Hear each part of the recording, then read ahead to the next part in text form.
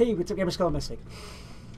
I find myself today making the type of video that, to be honest, I never ever really make. I've spent a little bit of time thinking about it. In fact, I've spent a lot of time thinking about it. And I just feel that maybe it's something that has to be said. I want to talk today about the Logan Paul video, the suicide forest thing, the whole dead body thing, and everything that went on with that controversy, with that video. Now, first and foremost, guys, I am not a huge YouTuber by any means. I've got a few thousand subscribers and a few people watch me. I make videos, to make people laugh, to show people how to play a game better, just, to do daily things. I'm not one of those people that when I make a video, 10 million people see it and comment on it, and it changes the world, and it changes the face of society, and all those things. I do my stuff, and some people enjoy it. The Logan Paul thing. This is kind of difficult for me. I guess I'm going to have to start this by giving a little bit of a backstory of my own experience. When I was a younger man, I had a grandmother named Hope. Hope was Hope was life. I've never seen a person who was more kick-ass, take names, and put up with no bullcrap like she was. Kindest woman you ever met. Would take in a stranger, give the shirt off her back, but boy, you cross that line of crap and you're in trouble. You're in trouble.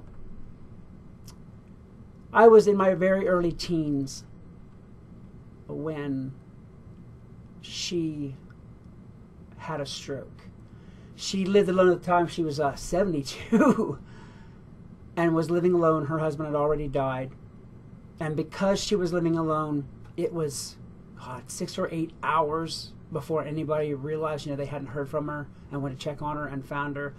And I don't know how much you all know about strokes, but the longer a person goes without being treated, the worse it is. And that's how it was for her.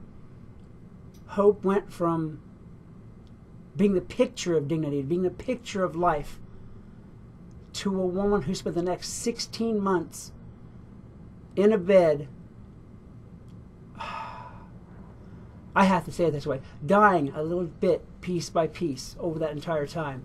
Because for an independent, strong woman, she went from that to, having someone clean up after her movement in a bed every day. And you could tell that whenever we visited her, she wanted to say things, she wanted to do things, she wanted to be the person that she used to be, and her body wouldn't cooperate.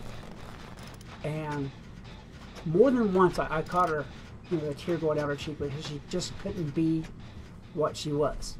And she lasted 16 months like that before she finally died. I think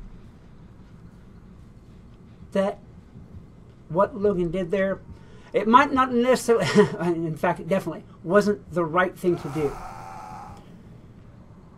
It was said that this was to raise suicide awareness. I don't see where that jibes with the joking that went on and some of the things that were said and some of the things that were done with that. That person, above all else, that person was someone's son. Someone's son whose father will suffer. That person might have been someone's brother. Someone whose brother will suffer. Maybe that person, God forbid, was someone's father whose child will suffer.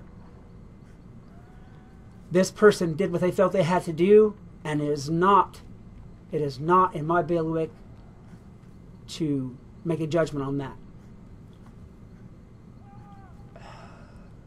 I don't feel that Logan did this out of any maliciousness. Let's just get that out of the way. I don't feel it was malicious in any way. I don't feel that he intended it to be malicious. Do I feel that he intended it to further his career or make money? To be honest, the man's making plenty of money. Okay, I don't feel that was it. What I feel the problem is that Logan Paul is a young man. Logan Paul is a successful young man. Therefore, he's not used to being told no. And also, therefore, he really hasn't progressed enough in his life to experience loss, to watch someone dying piece by piece, to really understand or know death. I know that whenever I was his age, I didn't, until Hope died.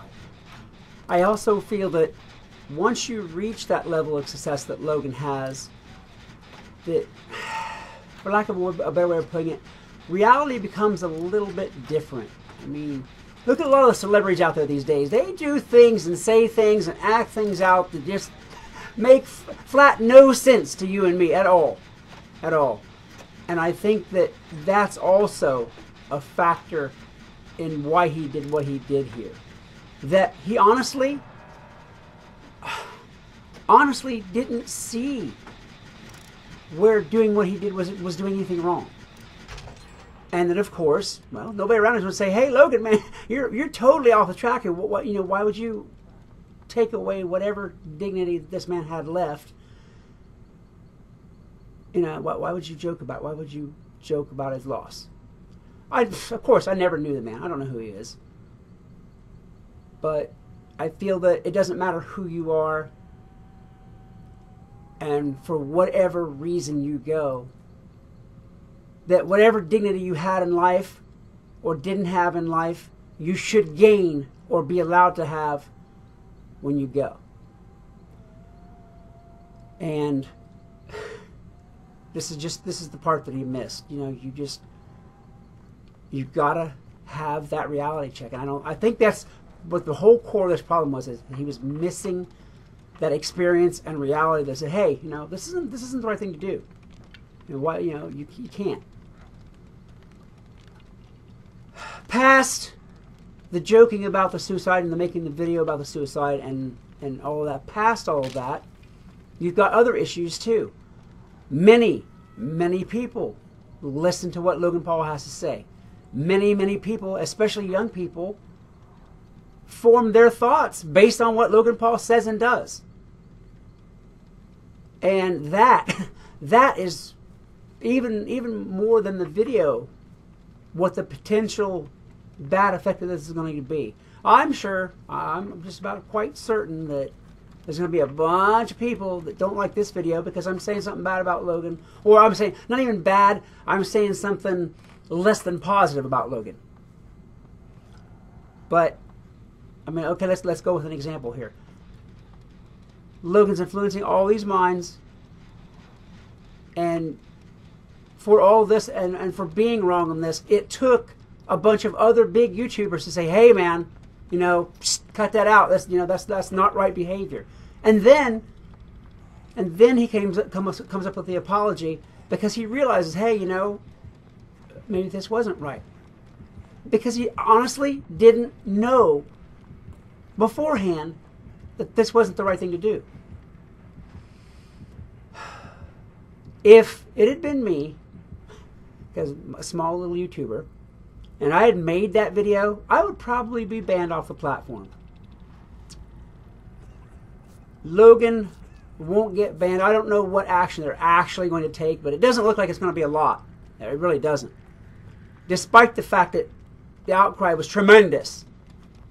We'll see about that as we go. The bigger picture of this not only is the influencing of the minds and hearts of people that watch him, but for the platform itself. Back when PewDiePie had that anti-Semitism thing, and they started Adpocalypse, a lot of smaller YouTubers started getting sanctioned for the smallest myself. Since that happened, I mean, I do horror videos every once in a while. I would like to do more, but I do them every once in a while just because I can, as an entertainment for myself more than anything else. And of course, there's language in them. Because, you know, something jumps out and tries to bite your head off, you're going to say a bad word. You're going to do it. Ever since that time, YouTube's bot has flagged every single one of my videos, every single day, for being family unfriendly. They haven't put a stop to the videos, you know, or anything like that. But they have put that family unfriendly, not suitable for all advertisers flag that so many of us got since the whole PewDiePie issue.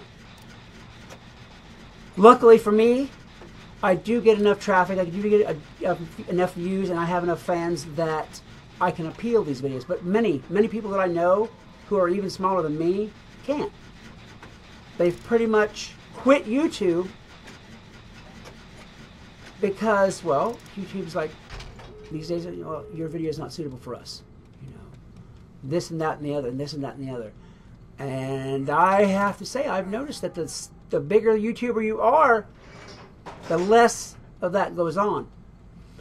Not right, but not really pursuant to the subject, but also a part of the thing. And another contributing factor, I think, that really makes the difference in this. Whenever you're that big of a YouTuber, you have a responsibility to check yourself. And that, to be honest, I think that, if I were to use the word crime, I think that would be Logan's biggest crime. Man, brother, you got to check yourself, okay? It's not just what you say, it's just not what you think, and it's just not a small group of friends who believe or disbelieve what it is that you do. You've got millions out there. You must, oh my God, I hope that you learn from this and can go on. Wow. I guess the best thing that has come from all this is that, well, he says it was to raise awareness about suicide. He raised awareness all right. That's for sure. I don't think it happened in the way he had in mind, but he definitely raised awareness, because now you have all these big YouTubers, Boogie and Markiplier and Jack and all these people. Hey, Logan, straighten up your crap, man. Straighten up your act. And brought their awareness to it. And as big as Logan is, all those other guys are just as big, if not bigger. And I think they're kind of stemming the tide, influencing the tide, maybe cutting off what would be the worst part of it. And all you guys out there, Jacksepticeye guy, thank you very much for your vocal stance on the matter. Boogie, thank you very much for your vocal stance on the matter. Markiplier, DeFranco, all you guys, I mean, there's the list of names goes on and on. Thank you all very much for stepping in on this. And that's the kind of thing that makes us smaller guys respect you guys, you know, up there at the top of the pile. If nothing else. Guys, this is all really been an unfortunate, sad thing. I guess all we can do now is move forward from here with, let's hope and say lesson learned. That suicide or otherwise, no death is a welcome thing. And some of you know that firsthand, and believe me, I sympathize with you. All right, guys, I'm really kind of wringing myself out on this, so I'm gonna end this video now. If you have stopped by, taken the time to listen to me blather on about what I think about the matter, I appreciate it. Thank you very much. I would love to see you again. Feel free to message me, talk to me about, you know, your experiences and what's going on in your life. And I think that's how we do this as a society. You know, I talk about mine, you talk about yours, and somehow in the middle we feel a little bit better about it. I will see you next time. This is Skelemystyk. See you later. Peace.